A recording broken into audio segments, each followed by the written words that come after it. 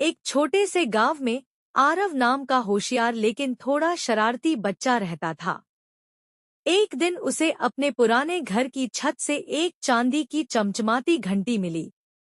जैसे ही उसने घंटी बजाई, कमरे में हल्की नीली रोशनी फैल गई और एक मीठी आवाज आई, जिसका दिल सच्चा हो, उसकी एक इच्छा मैं पूरी करूंगी। आरव चौंक गया, पर खुश भी हुआ।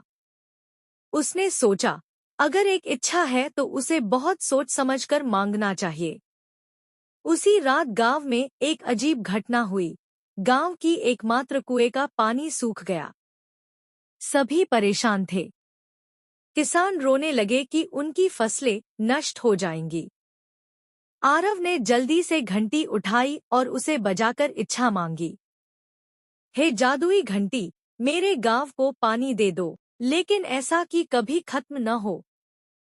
नीली रोशनी हवा में घुली और सुबह जब लोग जागे तो चमत्कार हो चुका था।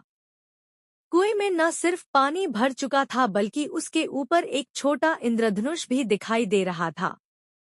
पानी मीठा और साफ था, इतना कि दूर दूर के गांव वाले भी लेने आने लगे।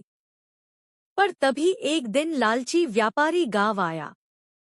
उसने सोचा कि अगर वह घंटी पा गया तो अपनी अमीर बनने की लालच पूरी कर लेगा। उसने आरव को बहलाया, धमकाया, लेकिन आरव ने घंटी नहीं दी।